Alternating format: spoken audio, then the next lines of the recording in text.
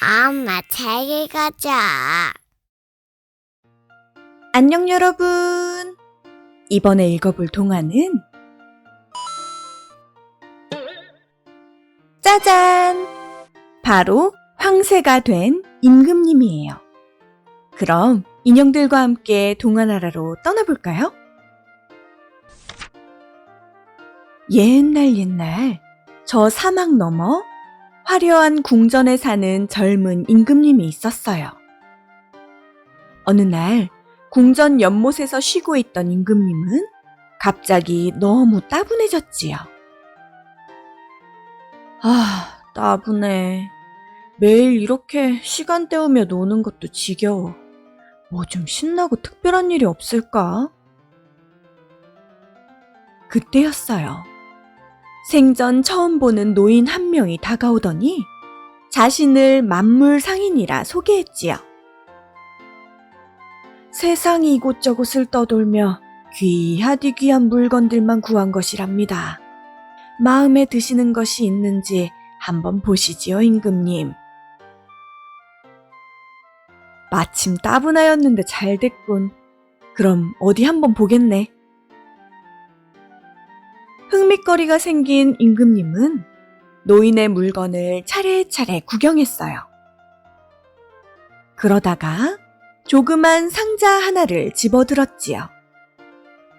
이 상자 안에는 뭐가 들었느냐? 역시 물건 보는 안목이 높으십니다. 이 상자는 단순한 상자가 아니라 아주 특별한 상자이옵니다. 한번 보시겠습니까? 상자 안에는 알 수 없는 글자들이 적힌 쪽지와 까만 가루가 담긴 통이 들어있었어요. 물건이 마음에 들었는지 임금님의 눈이 반짝반짝 빛났지요. 마음에 드시면 특별히 제가 임금님께 선물로 드리겠습니다. 오호, 정말 이 귀한 걸 나에게 준단 말이냐. 상자를 선물로 받은 임금님은 기뻤어요. 노인이 돌아간 후 임금님은 쪽지에 적힌 알 수 없는 글자들이 매우 궁금했지요. 여봐라, 당장 학자를 불러오거라. 네. 임금님은 학자가 궁전에 도착하자마자 더 이상은 기다리지 못하겠다는 듯이 얼른 쪽지를 보여주며 뭐라고 쓰여 있는지 말하라고 했지요. 학자는 글을 꼼꼼히 읽은 후 하나하나 해석하기 시작했어요. 이 까만 가루를 먹은 후 무타보라고 외치면 원하는 동물로 변한답니다. 그리고 다시 사람으로 되려면 동쪽을 향해 절을 한 뒤 무타보라고 말하면 원래대로 돌아갈 수 있습니다. 그런데 동물로 변했을 때 절대로 웃으시면 안 됩니다. 웃으면 왜 안 되나? 웃으시면 그대로 주문을 까먹게 되어 다시 사람으로 돌아올 수 없을 것입니다.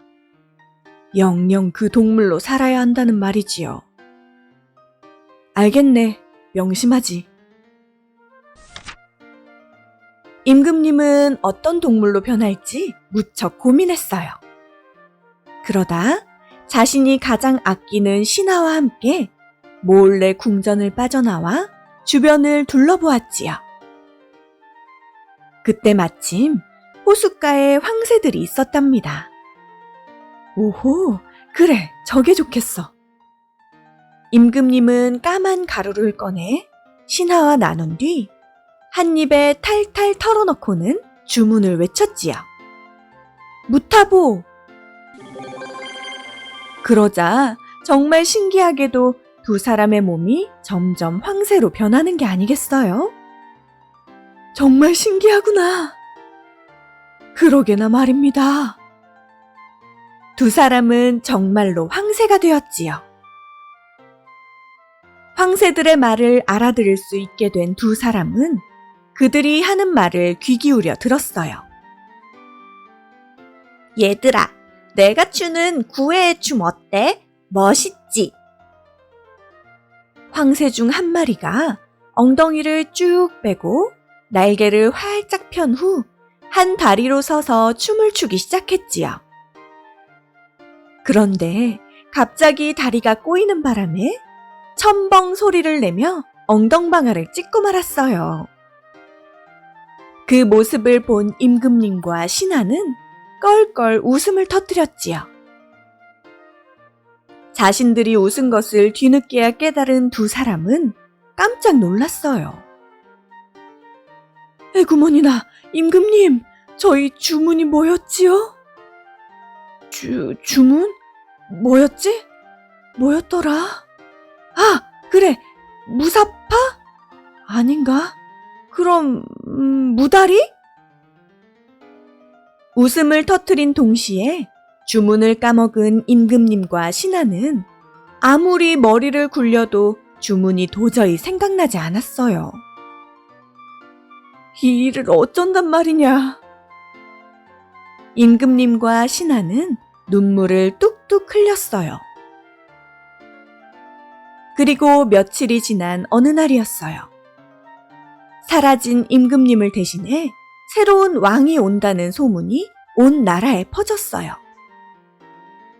그런데 새로운 왕은 다름 아닌 바로 그 노인의 아들이지 뭐예요.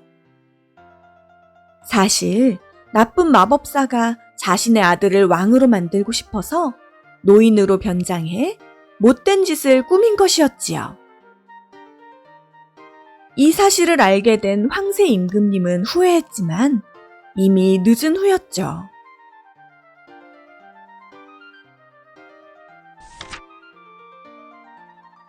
두 황새는 다시 성으로 되돌아가지 못한 채 여기저기 날아다니다 낡은 성에서 들리는 울음소리를 듣게 되었어요.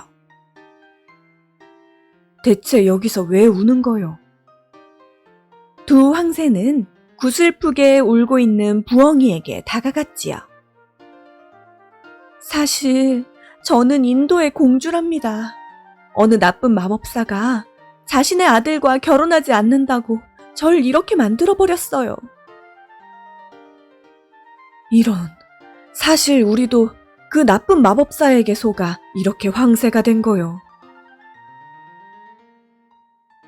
황새 임금님은 부엉이 공주에게 그동안 있었던 일들을 모두 얘기했어요. 얘기를 끝까지 들은 부엉이 공주가 놀랄만한 말을 했지요. 마법사들이 한 달에 한 번 이곳에 모여 자신들이 저지른 일들을 자랑 삼아 얘기한답니다. 운이 좋으면 그때 까먹은 주문을 알아낼 수 있을지도 몰라요. 마법사들이 모이는 날이 언제요? 알려드리는 대신 두 분 중 한 분은 저와 결혼해야 해요. 그래야 제 마법이 풀려 다시 사람으로 돌아가거든요. 난처해진 두 황새는 잠시 부엉이 공주와 떨어져 대화했어요. 자네가 부엉이 공주와 결혼하는 것이 어떤가? 네? 임금님, 저는 이미 오래전에 결혼했습니다. 그러니 저보다는 아직 혼자이신 임금님이 결혼하시는 것이 맞지 않겠습니까? 황새 임금님은 깊은 고민에 빠졌어요. 모습은 이래도 한 나라의 임금인 내가 부엉이 모습을 한 공주와 결혼을 한다니 말도 안 돼. 하지만 다른 방법이 없는 걸 어쩐담? 결국 황새 임금님은 부엉이 공주와 혼인을 하기로 결정했지요. 고맙습니다, 임금님. 오늘이 바로 그날이니 절 따라오세요. 황새 임금님과 신하는 부엉이 공주를 따라 좁고 꾸불꾸불한 복도를 지나 어느 방 앞에 도착했어요. 방에는 못된 마법사들이 모여 왁자지껄 떠들고 있었지요. 자네 그 바보 같은 임금에게 건 주문이 뭐였나? 무타보라는 주문이지. 하하하하. 몰래 숨어있던 황새 임금님과 신하는 그 주문을 듣자마자 자리를 빠져나왔어요.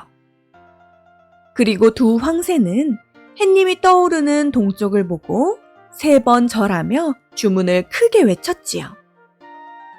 무타보! 드디어 원래의 모습으로 되돌아간 임금님과 신하는 크게 기뻐했어요. 다시 사람이 되었다. 이제 우린 살았습니다, 임금님. 그런데 두 사람 뒤에 아리따운 여인 한 명이 서 있는 것이 아니겠어요? 혹시 당신이 부엉이 공주요? 네, 맞습니다. 자, 이제 모두 사람이 되었으니 궁으로 돌아갑시다. 세 사람은 궁으로 돌아가자마자 마법사를 잡아 큰 벌을 주었고 그의 아들인 새 왕에게는 남아있던 까만 가루를 먹여 황새로 만들었지요. 혹여나 마법사의 아들이 다시 사람으로 돌아오지 못하도록 간지럼을 태워 웃게 만든 후 쇠장에 가두어 버렸어요. 그리고 임금님은 공주와 결혼해 행복하게 살았지요. 훗날 자식들이 태어나고 임금님은 이따금 황새 흉내를 내며 아이들에게 웃음을 주었어요. 그러면 이를 행복하게 바라보던 왕비 역시 부엉부엉 소리를 내며 모두가 즐거운 시간을 보냈답니다.